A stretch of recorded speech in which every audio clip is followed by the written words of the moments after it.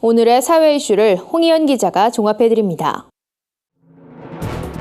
오늘의 이슈 포커스입니다.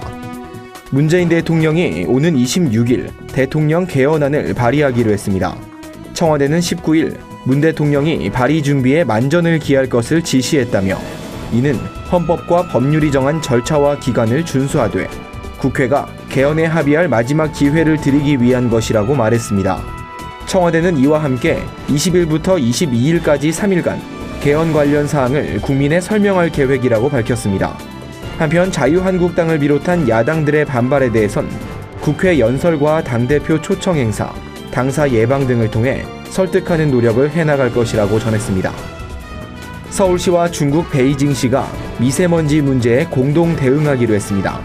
박원순 서울시장과 천진잉 베이징시장은 19일 오전 서울시청에서 전체 회의를 열고 미세먼지 저감에 협력하기로 했습니다.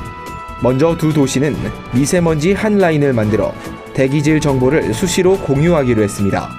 또 대기질 개선 공동 연구단을 구성해 기술 연구를 진행키로 했습니다. 뿐만 아니라 관련 포럼을 정기적으로 열고 공무원들을 대상으로 환경 연수 프로그램도 교대로 진행합니다.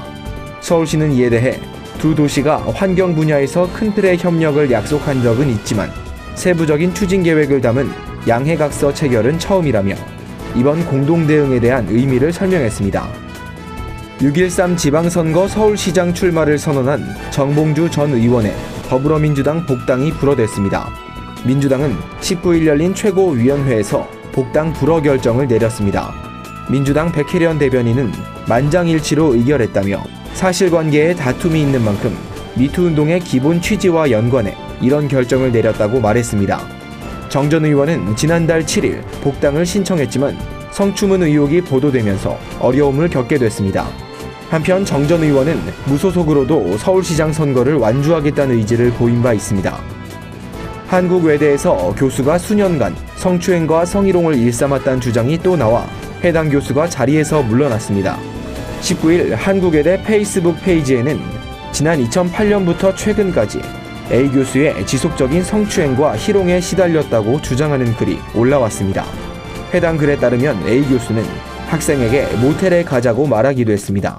제보자는 A 교수는 학교와 사회에서 꽤 유명한 사람이라 직접 상대하기엔 벅찬 위치에 있었다고 밝혔습니다. 논란이 커지자 A 교수는 짤막한 글을 공개하며 사퇴 의사를 전했습니다. 그는 저의 성숙하지 못한 언행으로 제보자의 마음에 상처를 입힌 일에 진심으로 사과한다고 말했습니다. 이에 앞서 한국외대에선 성추행 의혹을 받았던 한 교수가 숨진 채 발견되는 사건도 있었습니다. 조용필과 이선희 등 가요계 거물들이 평양에서 열릴 우리예술단 공연에 출연합니다.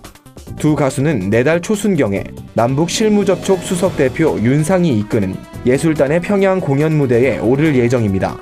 두 사람 외에도 가수 윤도현과 백지영 측에도 출연 요청이 간 것으로 확인됐습니다. 이번 공연은 지난 대북 특사 방문 때 남북 정상회담 개최 합의가 이뤄지면서 함께 성사됐습니다. 지난 평창 동계올림픽에서 북한 예술단이 공연한 데 대한 답례 차원입니다. 이번 공연엔 한류 열풍을 일으키고 있는 아이돌 가수들도 참여할 것으로 보입니다. 구티비 뉴스 홍우연입니다.